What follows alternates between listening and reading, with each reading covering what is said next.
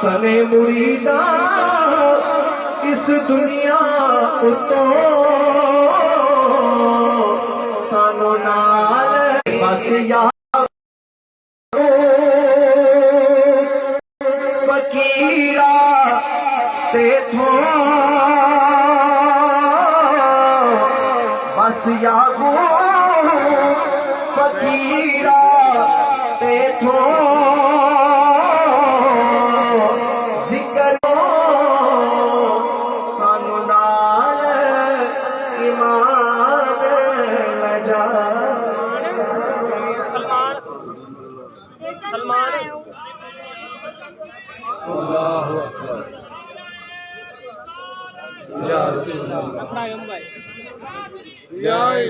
حضرات گرامی اج دی اس خوبصورت محفل پاک دے روح رواں اس محفل پاک دی جان اور شان میرے حضور قبلہ عالم پیر طریقت رہبر شریعت آشنائے حقیقت جگر گوشائے مخدوم ملت حضور قبلہ صاحبزادہ پیر حامد رضا محسن صاحب اور آپ دے نال تمام آپ دے شہزاد خان تشریف فرما لے قبلہ پیر صاحب آستانہ علیہ تشریف فرما میں اپنے برادر طریقت حضور قبلہ شیخ الاسلام پیرزادہ محمد رضا صاحب مصطفی صاحب نے انہوں دا خوبصورت مصطفی اجتماع دی کامیابی تے آپ نے مبارکباد پیش کریں اللہ تعالیٰ آپ کے اس ادارے میں قیامت تک ان دگنی رات چلی اللہ تعالیٰ نے ترقی عطا فرمائے روشن و منور فرمائے جو آپ دی خدمات نے انشاءاللہ قبول انہاں دے اندر مزید مزید قیامت تک انشاءاللہ ایک خوبصورت پودا جڑا ہے ایک پروان چل رہا ہے اور اس کی خوشبو دے نال انشاءاللہ جہاں معطر ہو رہا ہے معطر ہو جائے حضور قبلہ پیرزادہ صاحب نے آج کافی دیر پہلے آپ نے اپنے والد گرامی حضور قبلہ الحاج صوفی دین محمد صاحب رحمت اللہ علیہ آپ نے یادی دے اندر ہی قبلہ پیر صاحب نو آستانہ علی عیبت تشریف حضور قبلہ مخدوم ملت کی گرگوش شاہی حضور قبلہ عالم پیر طریقت حضور قبلہ صاحبزادہ میاں محمد جی سرکار رحمت اللہ علیہ صاحبزادہ پروفیسر محمد احمد جی رحمت اللہ علیہ صاحبزادہ درویش میاں محمد یار جی اور صاحبزادہ محمد حامد رضا ربیع صاحب تمام شہزاد خان کی موجودگی دے آپ کو بلایا گیا اور اس محفل پاک کے اندر ساڈے عالم اسلام کے معروف نعت گو شاعر الحاج محمد علی ظہوری قصوری عبدالستار خان نیازی اور دیگر علماء کرام آپ کو وہ نقشہ یاد ہوئے گا یا تو اسی وجہ آ جاتا جب ذکر کیا جاتا ہے ایک بلن والی چیزیں نہیں مجھے کی جڑی بات یاد آئی ہے وہ کیا ہوگا اس وقت عبدالستار خان نیازی صاحب اللہ تعالیٰ نے درجات و بلند فرمائے آپ نعت گو شاعر سن انہوں نے نسبت آستانہ علیہ علی پور سیدہ شریف کے نام سے انہوں نے ایک کلام پیش کیا ہر مرید کی تمنا میں خواہش ہوئی جو عزت جو مقام جو منصبہ اللہ عطا فرماتا ہے عطا فرمان والا اللہ ہے اللہ اپنے محبوب کے صدقے عطا فرماتا ہے اہل ایمان کا یقین ہے اور پھر جنہوں نے نسبت مل جاتی ہے جنہوں نسبت پاکا دی مل جائے وہ جنتی ہے کتا ہوئے پویں بیٹھا کوئی غار دے ہوئے تھے یہ نسبت والے لوگ میرے نے انہوں دی تمنا اور خواہش وہ کیسی ہے وہ آدھے نے جو کچھ اللہ نے دیتا ہے نا اپنے محبوب دا صدقہ دے میرے پیر دا صدقہ اللہ نے میرے عطا فرمائے جناب تکبیر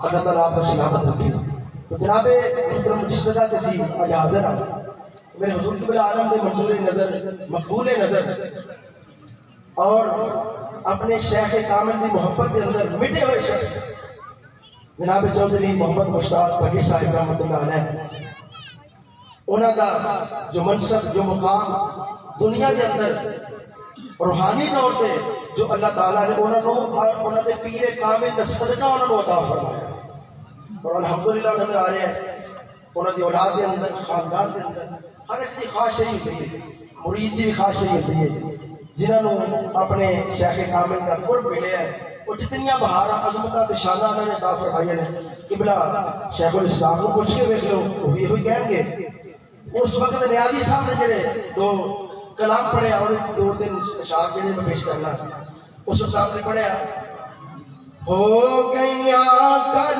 وچ میرے خوشحالیاں ہو گیا کر وچ میرے خوشحالیاں جد تو مرشد نال اکھیاں لالیاں جد تو مرشد نال اکھیاں لالیاں اور تک لواں اکھیوں نی چہرہ پیر دا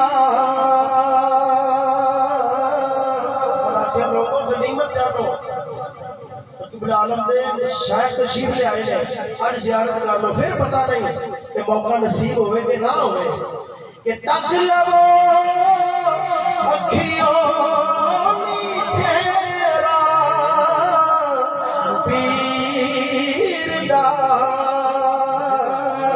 کیونکہ آئیاں نے گھڑیاں نصیباں والیاں آئیاں نے نصیبہ والیاں آپ نے لگتا ہے کہ کوئی شعر انہوں نے پڑھے اور ڈاکٹر میں اس مقام پہ کیونکہ نات وہ شاعر سے انہوں نے خود اس وقت فلم بدی یہ شعر جنہوں نے پڑھیا کہ جنہوں خواجہ یعقوب دی نسبت ملی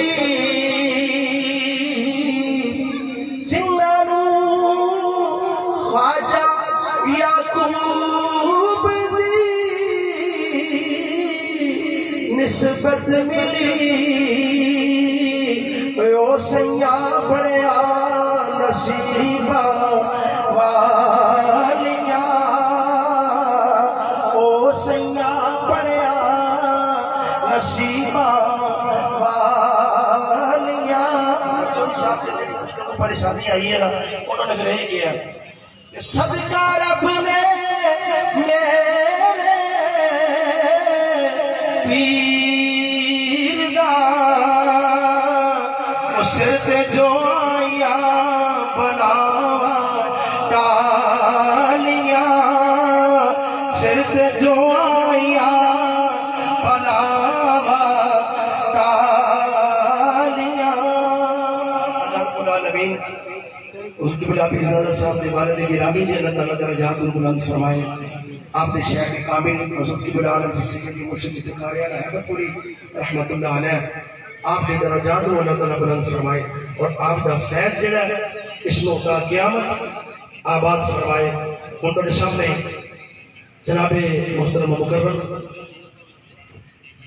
مبلغ اسلام شیخ الاسلام حضرت کی بلا پیر زادہ محمد رضا ثاقب مصطفی صاحب آپ کی خدمت نوز میں ساتھ آپ اپنے سانوں بیان کو خوبصورت بیان کو سانوں مستفید فرما دینے آپ کا بیان خوبصورت ہے آپ کی شخصیت خوبصورت ہے آپ اپنے گھر تشریف لے آئے نے ٹائم کی کوئی پابندی نہیں ہے واسطے کہ آپ نے سارا ٹائم ہے کہ محفل پاک کو آپ کے واسطے سجایا گیا ہے اور تاکہ لوگ اپنے آپ اس فیض کو مستفید ہو جناب محترم مکرم پیر زادہ محمد رضا ثاقب مصطفی صاحب نعرہ تکبیر نعرہ رسالت نعرہ رسالت آستانہ عالیہ ہیبت پور شریف، آستانہ عالیہ ہیبت پور شریف۔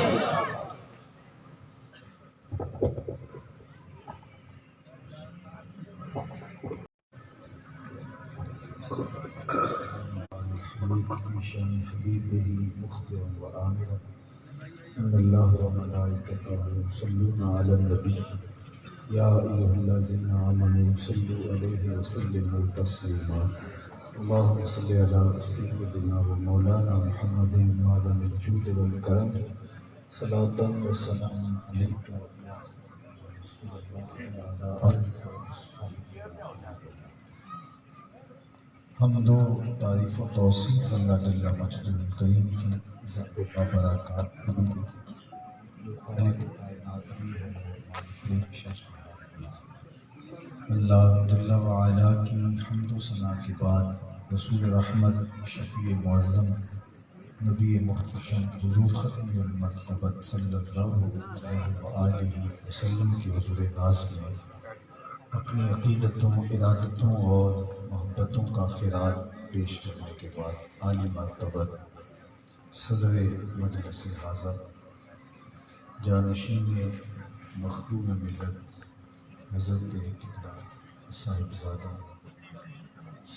زیدہ مجدہ علمہ عملہ عمرہ و شرفہ دیگر صاحب زادگان آستانہ عالیہ خانقاہ معلیٰ ہیبت پور شریف ذی وقار علماء کرام حضرات سامعین، جیسا کہ آپ سب کے علم میں ہے کہ آج کی منعقدہ تقریب محفل میلاد بارگاہ رسالت مآب صلی اللہ علیہ وآلہ وسلم نے اپنی عقیدتوں کا خراج نذرانہ پیش کرنے کے لیے انعقاد پذیر ہے۔ اللہ اس کی برکتیں آپ سب کو بانیان مجلس کو خصوص نصیب فرمائے۔ میرے سے قبل آپ نے جو خطابات حضور کی مدح و ستائش منظوم نعتیں سماعت کی ہیں، یقیناً روح اور قلب کی تازگی کا سامان ہوں، اور میرے بعد قبلہ میر صاحب اپنے ملفوظات عالیہ سے آپ کو نوازیں گے۔ میں درمیان میں چند باتیں آپ کے سامنے رکھنے کے بعد اجازت چاہ لوں گا۔ اللہ تعالیٰ ان پاک باز لوگوں کا سایہ امت پر دائم سلامت اور باقی رکھے۔ اور آپ لوگ تشریف لائے، اچانک دو ایک دن سے گرمی کی شدت ہوئی تو غیر متوقع گرمی کو آپ برداشت کر رہے ہیں۔ اللہ اس کی برکتیں آپ کی زندگی میں نصیب کرے۔ حضور علیہ السلام کا ذکر ہمارے لیے قلب اور روح کی ٹھنڈک کا سامان ہے، اور کوئی بھی موسم ہو، کوئی بھی رخ اور کوئی بھی زمانہ ہو، ہمارے لیے تسکین ہے جب کسی کے لبوں پر حضور کا ذکر آتا ہے۔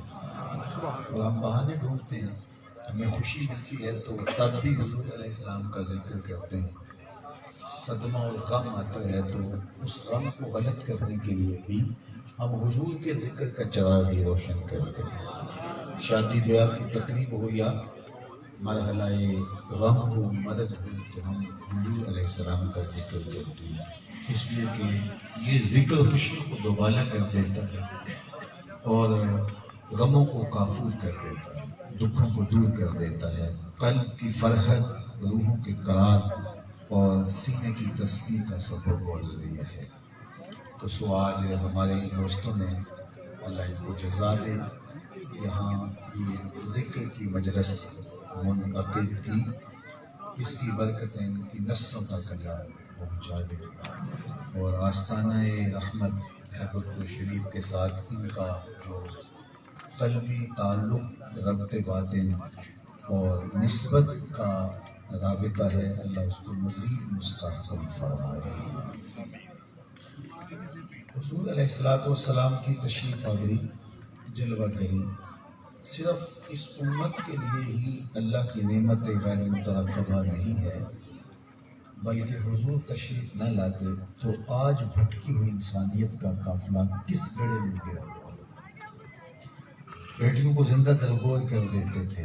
آپ نے یہ کہانی سن رکھی ہے، قرآن مجید نے اس حکایت کو بیان کیا ہے کہ جب کسی کے ہاں بیٹی پیدا ہوتی تو اس کا چہرہ سیاہ ہو جاتا. آبرو بچانے کا ایک ہی راستہ وہ سمجھتا کہ بیٹی کو زندہ درگور کر دو، اور اگر ایسا کر پاتا ہوں تو معاشرے میں سر اٹھا کے چلنے کے قابل ہوگا، اور اگر ایسا نہیں کر پاتا تو میری زندگی کوئی زندگی نہیں ہو. بعض قبائل میں تو 100% یہ رسم جاری تھی، اور بعض جزوی طور پہ اس رسم میں بد میں مبتلا تھے.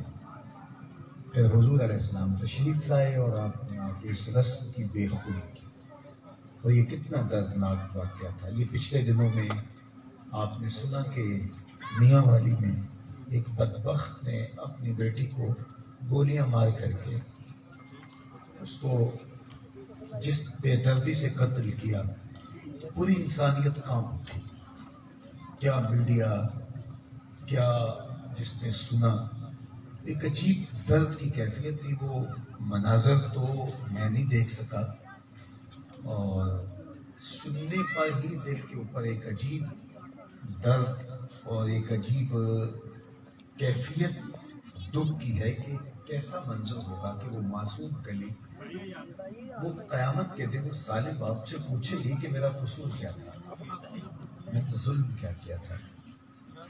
اور اللہ تعالیٰ قرآن مجید میں ان بیٹیوں کا ذکر کرتے ہوئے ارشاد فرماتا وَإِذَا الْمَوْءُودَةُ سُئِلَتْ بِأَيِّ ذَنبٍ قُتِلَتْ. قیامت کے دن قبروں میں گڑی ہوئی بچیاں اٹھائی جائیں گی، ان کے ظالم باپ بھی کٹہرے میں ہوں گے، اور یہ سوال نامہ بارک گاہ ازدی کی طرف سے ہوگا کہ کس جرم میں ان بچیوں کو قتل کیا، قصور کیا تھا. معصوم گندی کلیاں، وہ پھولوں سے بھی نازک، شبنم سے بھی نازک، اور ان کو زمین میں گاڑ دیا گیا اور اوپر سے مٹی ڈھیل دی گئی. اور پھر نہ کوئی، آج تو میڈیا پیچھے پڑ گیا. آج کا میڈیا بہت سرگرم ہے، اور ہماری عدالتوں نے، ہماری انتظامیہ نے، ہماری حکومت نے اس پر نوٹس دیا تو ہاہاکار مچ گئی، اور اس کو نشان عبرت کے لیے مطالبات. لیکن ذرا آپ صدیوں پیچھے چلے جائیں کہ جب ایک باپ اپنی بیٹی کو زندہ درگور کرتا تھا تو کوئی FIR نہیں کٹتی تھی، کوئی اس کے لیے تعزیت کے کلمے تھا، کوئی آنسو نہیں بہتا تھا بلکہ داد پاتا تھا. آج اگر کسی ظالم نے ایسا مکروہ کام کیا ہے تو لوگ اس کے منہ پہ تھوک رہے ہیں. وہ عبرت کا نشان بن کے رہے گا. معاشرے میں وہ جینے کے قابل نہیں رہا. اس کا جناب یہ میں ہوئی، یہ ہماری گلی کا واقعہ. لیکن ذرا پلٹ کے پیچھے دیکھیے کہ کیسا منظر نامہ تھا کہ باپ بیٹی کو زندہ درگور کرتا، اس پہ معاشرے میں اسے داد ملتی، اور وہ کہتا میں نے اپنی پگڑی کا قلس بچا لیا، اپنی آبرو کی حفاظت کر. اور وہ آواز میرے اور آپ کے آقا و مولا حضور ختم المرتبت صلی اللہ علیہ وآلہ وسلم فدا امی و ابی کی تھی. آپ نے فرمایا بیٹیوں کو قتل کرنے والے سن لیں، میری فاطمہ میرے جگر کا ٹکڑا ہے. یہ کلمہ اس دور میں کہنا، آج میں بھی اپنی بیٹی کو اپنے جگر کا ٹکڑا کہتا ہوں، آپ بھی اپنی بیٹیوں کو اپنے جگر کا ٹکڑا قرار دیتے ہیں. بیٹی گھر سے ہم رخصت کر رہے ہوتے ہیں، ہماری کیفیت دیکھنی ہوتی ہے، دل خون کے آنسو ہو رہا ہوتا ہے، اگر سب کو خوشیوں سے کہہ رہے ہوتے ہیں. لاڈوں سے پلی ہوئی، محبت سے پروان چڑھی ہوئی بیٹی کو جب ہم رخصت کر رہے ہوتے ہیں، اگر اس نے دوسرے محلے میں ہی جانا کیوں نہ ہو، لیکن دل پہ پتھر رکھ کے باپ اس کو رخصت کر رہا ہوتا ہے. آج تو ہر ایک بیٹی سے پیار کرتا ہے. میں نے بوڑھے لوگوں کو مزدوریاں کرتے دیکھا ہے کہ وہ اپنی بیٹی کے ہاتھ پیلے کرنے کے لیے فیکٹریوں میں اوور ٹائم لگا رہے ہیں، بھائی اپنی بہن کے ہاتھ پیلے کرنے کے لیے پردیس کاٹتے ہیں، پتھر ٹوٹ رہے ہیں، وہاں اذیتوں میں زندگیاں بسر کر رہے ہیں. مقصد کیا ہے؟ جوانی کتنی حسین اور دل آویز ہوتی ہے، اور آپ پتھر کوٹ کوٹ کے اس جوانی کو قطرہ قطرہ پگھلا رہے ہو تو آواز آتی ہے میں بہنوں کے ہاتھ پیلے کروں. بیوی سے دور ہو، بچوں سے دور ہو، پردیس کی مشقتیں کاٹ رہے ہو. کیا مصیبت ہے کہ تم اتنی منزل پہ کندھے پہ اینٹیں اٹھا کے لے کے جا رہے ہو؟ تو آواز آتی ہے کہ میں نے بہن کے ہاتھ، میں نے بیٹی کے ہاتھ پیلے کر دی. تو یہ باپ کے سینے میں پیار، یہ بھائی کے سینے میں محبتوں کی ایک کائنات جو آباد ہے، یہ کس نے کی؟ تو آواز آئے گی میلاد والے رسول نے. یہ باپ تو قتل کرتا تھا، یہ بھائی تو کاٹ دیتا تھا، تو کس نے آ کے بتایا کہ یہ پیار کیے جانے کے قابل ہے؟ سیدہ سلام اللہ علیہا جب حضور علیہ السلام سے ملنے آتی ہیں تو حضور کھڑے ہو کے استقبال کرتے ہیں.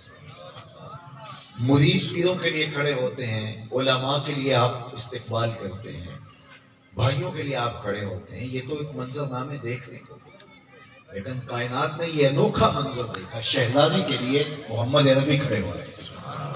اللہ فاجلسھا فی مجلسہ، اور اپنی مسند کے اوپر حضور کو بٹھا دنیا کو بتایا کہ بیٹی کیا ہوتی. اور پھر فرمایا جو دو بیٹیاں اللہ کی رضا کے لیے پروان چڑھائے اور پھر ان کا نکاح کرتے، قیامت کے دن میرے ساتھ اس طرح قریب اور نیڑے ہوگا جس طرح یہ دو انگلیاں قریب. تو مجلس میں سے ایک شخص اٹھا، اس کی حضور اگر کسی کی دو بیٹیاں نہ ہوں تو ایک بیٹی ہو، تو فرمایا یہ اعزاز اس سے بھی ملے گا. تو ذرا اس کے پس منظر میں جائیے، کہاں بیٹیاں زندہ درگور ہو رہی ہیں اور کہاں ایک بیٹی والا سوچ رہا ہے کاش کی میری بھی دو بیٹی، اور یہ اعزاز ہونے کی بات ہے. تو بیٹی عزت کا نشان قرار پائی، بیٹی وقار کی علامت بنے، بیٹی چار دیواری کی رونق بنے.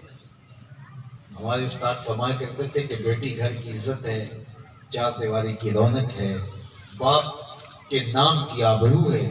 اور پھر آخر میں فرمایا کرتے تھے سینے پہ ہاتھ رکھ لو، بیٹی باپ کے جنازے کی رونق ہے. تو بیٹی کے لیے یہ عزت، یہ وقار میرے حضور علیہ السلام نے دیا. اور مجھے بتائیے اگر حضور تشریف نہ لاتے تو جس طرح بیٹیاں زندہ درگور کی جا رہی تھی، تو یہ لڑکتا ہوا انسانی معاشرہ آج کہاں کھڑا ہوتا، اور آج اس صنف نازک کے ساتھ سلوک کیا ہو رہا ہوتا اگر حضور تشریف نہ لاتے. تو خدا شناسی تو دور کی بات ہے، میں کہتا ہوں کہ انسانیت شناسی کا نور بھی نصیب نہ ہوتا اگر حضور تشریف نہ لاتے. اور انسانیت شناسی تو بہت دور کی بات ہے، خود شناسی کا نور نصیب نہ ہوتا اگر حضور تشریف نہ لاتے. انسان کو یہ بھی نہ پتا چلتا کہ میں کون ہوں، اور جسے یہ بھی خبر نہ ہو کہ میں کون ہوں، اس کے پلے ہوتا کیا ہے؟ مجھے بتائیے، اشرف المخلوقات ہے، وَلَقَدْ كَرَّمْنَا بَنِي آدَمَ کا تاج انسان کے سر پہ رکھا ہوا ہے، لیکن پتھر کے بنے ہوئے مادو کے سامنے ہاتھ جوڑ کر کے اپنی مرادیں مانگ رہا ہے. کیا اس کا فہم و ادراک، عقل و خرد اس کو نہیں بتا رہے کہ یہ پتھر کی مورتی بے جان مجسمے سے کچھ نہیں کر سکتا؟ مٹی کے بنے ہوئے مجسمے کے سامنے ہاتھ جوڑ کر کے اسے اپنی حاجتیں طلب کر رہا ہے. انسان کی تاریخ تو اتنی شرمناک ہے، اتنی دردناک ہے، اور اتنی بےہودہ ہے تاریخ. اگر غور کیجیے تو اس نے پتھروں کو، حشرات الارض کو، چوپایوں کو، درندوں کو، حتیٰ کہ یہ مچھلی پکڑنے کے لیے کانٹے کے ساتھ آپ یہ جو کیچوا لگاتے ہیں، کسی زمانے میں یہ بھی انسان کا معبود رہا. اس نے درختوں کو پوجا، اس نے حشرات الارض کو پوجا، کیڑوں مکوڑوں کو اپنا معبود مانا. اس نے رینگتے ہوئے کیچووں کو اپنا خدا سمجھا، سانپوں کے آگے اپنی پیشانی کا تقدس پامال کیا، درختوں کو اپنا معبود مانا، چلتی ہواؤں کو، بہتے پانیوں کو، جلتی آگ کو اپنا خدا کہا. اس کی پیشانی کا تقدس کہاں کہاں پامال نہیں ہوا.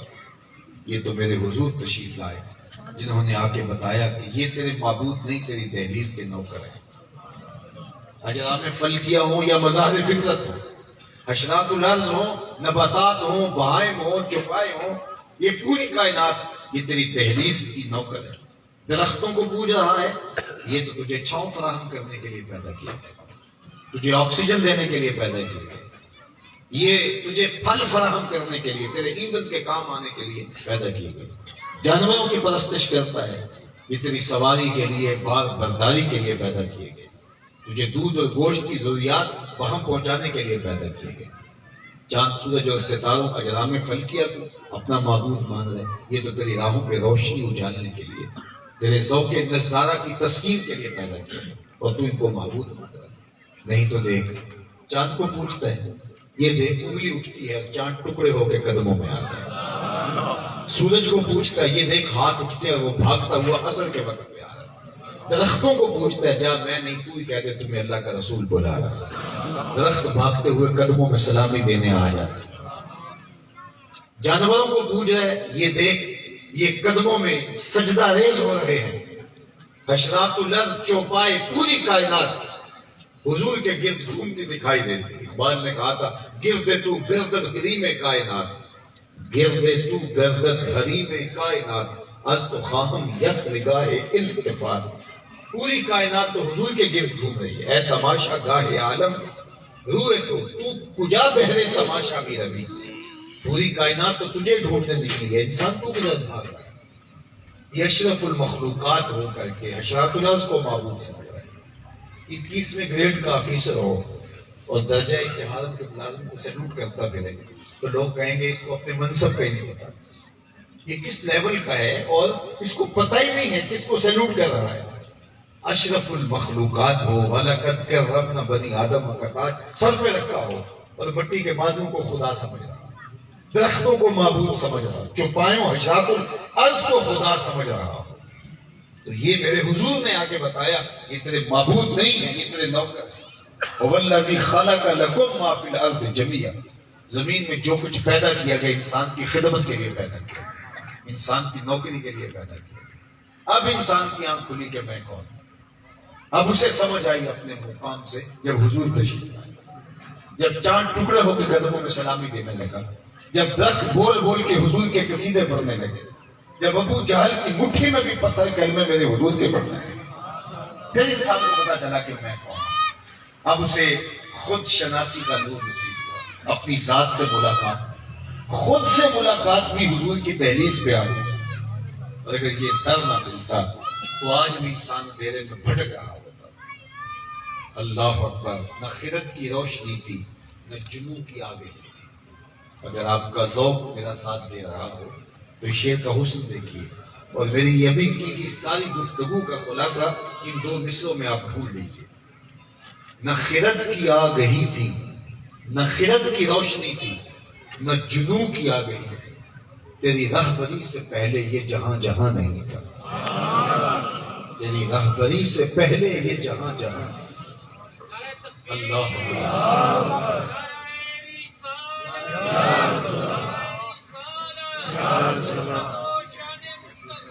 میرے آستان سے پہلے کوئی آستان نہیں تھا.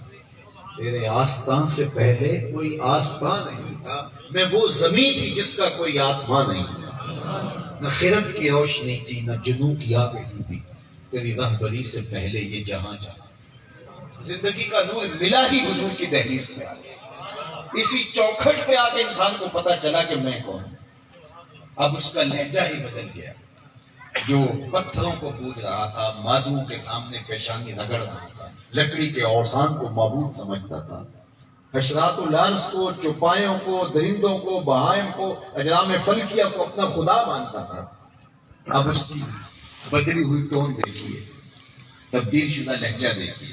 اب وہی انسان کو کارتا دکھائی دیتا ہے. فرشتہ کہنے سے میری توقیر گھٹتی ہے. فرشتہ کہنے سے میری توقیر گھٹتی ہے. میں مسجود ملائک میں مجھے انسان رہنے دے. کہتا ہے خبردار مجھے فرشتہ کہا اس سے بھی میری عزت میں فرق آتا ہے. اس لیے کہ فرشتوں کی پیشانی تو میرے لیے جھکتی رہی. اسے اپنے آپ سے ملاقات ہی تب ہوئی جب حضور کی دہلیز پہ آیا حضور کی چوکھٹ پہ آیا. اب اسے سمجھ آئی تو راز کن فقاں ہے اپنی آنکھوں پر عیاں ہو جا. خودی کا رازداں ہو جا خدا کا ترجمہ ہو جا. خودی میں ڈوب جا غافل یہ سر زندگانی ہے. کل کا حلقہ شام و سحر سے جا پیدا ہو جا. مسافے زندگی میں سیرت فولاد پیدا کر. شبستان محبت میں حریر و پر نیا ہو جا. گزر جا بن کے سیلے تند رو وہ ہو بیاباں سے. گلستان راہ میں آئے تو جوئے نغمہ ہاں ہو جا. تیرے علم و محبت کی نہیں تیرا اندیشہ طوفان سے کیا. بحر تو کشتی بھی تو ساحل بھی دیکھ آ کر پوچھائے جا کے گریباں میں کبھی. کیس تو لیلا بھی تو صحرا بھی تو محفل بھی. وائے ناکامی کہ تو محتاج ساکی ہو گیا. میں بھی تو مینا بھی تو مستی بھی تو محفل بھی تو.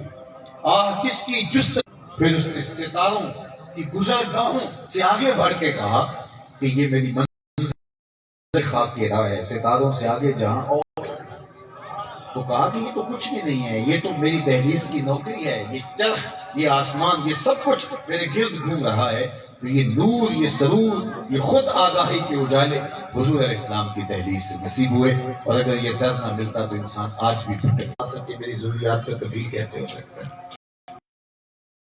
کہ فہم و ادراک کا نور نصیب ہی نہیں ہے، تو یہ بھاری بھرکم ڈگریاں بھی شعور کی آنکھیں بار نہیں کرتی۔ یہ آسان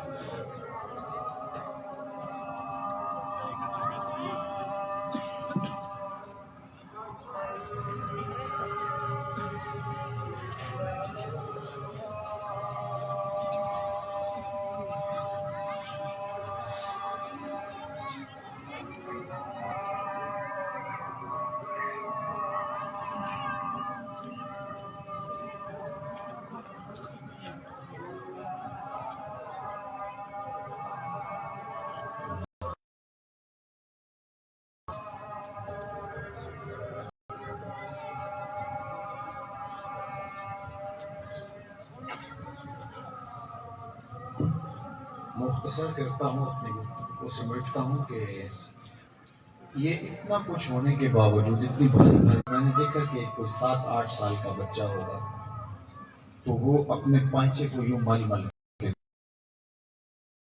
میں نے ذرا جھڑکنے کے لہجے میں کہا کہ تم نے اتنا زیادہ پانی کھول رکھا ہے، تو وہ لجاجت بھرے لہجے میں مجھے جواب دیتا ہے کہ جناب میں گلی سے گزر رہا تھا، سکول جا رہا تھا، تو کسی جانور کے پیشاب کا چھینٹا میرے پانچے پہ گر گیا۔ وہ کوئی ایسا بچہ نہیں تھا جس نے نجاست، زندگی کا نور اسی دہلیز سے، اسی چوکر سے، جو اس در سے ہٹتا ہے چاہے وہ چرخ پہ جھولے ہواؤں میں اڑے، اس کے پلے کچھ بھی نہیں۔ تو حضور علیہ السلام کے ساتھ اپنے تعلق کو جوڑنا، اپنے تعلق کو مضبوط کرنا، یہی سے بڑھتا ہے فیض، اور یہی سے نور و نکھت جو جائے ساری روشنیوں کا منبع و مصدر ایک ذات ستودہ صفات ہے، اور وہ ذات رسالت امام صلی اللہ علیہ وسلم۔ تو اس لیے اپنے تعلق کو جتنا مضبوط کرے۔ محفل میلاد ہم نے وہ جب تک اس کے آداب کی رعایت کے ساتھ منعقد، وہاں نعت خواں آ کے کرتے رہے، اور جو ہوا یہ ماضی 10-15 سال سے جو ہاہاکار مچی ہوئی ہے، یہ الٹا لوگوں کو دین سے دور کرنے کا ذریعہ اور سبب ہے۔ میں کہتا ہوں اگر محافل میلاد کو مرتب کر لیا جائے، منظم کر لیا جائے، اور مقصدیت کے پیش نظر ان محافل کے نظم کو ترتیب دیا جائے تو یہ بہت بڑی درس گاہیں ہیں حضور کے پیار کو پھیلانے کی۔ کیونکہ اتنا میٹھا نام کسی کا نہیں ہے جتنا میٹھا نام میرے حضور کا ہے۔ میں نے اپنی خواہشات اور آرزوؤں اور تمناؤں کے پردے ڈال کر کے صرف حضور کا نام ہی لیا جائے تو روح تک ٹھنڈ اترتی ہے، پہنچتی ہے۔ ان کا نام لبوں پر آئے، میٹھا میٹھا منہ ہو جائے، ان کے بول بہاروں جیسے اور اصحاب ستاروں جیسے، ان سا پیارا اور نہ کوئی، ان سے بچھڑ کے لکڑی روئی، جب وہ سیر کو جایا کرتے سر پہ پایا بھی نہیں۔ ایک عربی شاعر کہتا یا لیتنی التسمت نیالک ذاک قدیم، کاش میں اتنا بڑا عالم نہ ہوتا، مدینے کی گلی کی مٹی ہوتا، حضور گزرتے تلوے چوم لیتا۔ اللہ اکبر۔ تو کائنات میں اس کی مثال ہی نہیں۔ تو حضور سے پیار محبت کے ربط کو جتنا مضبوط کرتے ہو، وہاں یہی جگہ تھی، میرے باپ خطاب نے مجھے کہا تھا ان 5 اونٹوں کو لائن میں کھڑا کرو۔ آگے والا سیدھا کرتا تھا، پیچھے والا ٹیڑھا ہو جاتا تھا، پیچھے والا سیدھا کرتا تھا، درمیان والا ٹیڑھا ہو جاتا تھا۔ تو میرے باپ نے مجھے بڑا مارا، کہا کہ تم عرب ہو اور 5 اونٹ لائن میں کھڑے نہیں کر سکتے۔ کا ایک زمانہ تھا کہ خطاب کے بیٹے سے 5 ہوتے تھے، اور آج کیا نظر تھی موت کو جس نے مسیحا کر دیا، وہ کیا نگاہ تھی، تو آج اس نگاہ کا فیض آج بھی بچ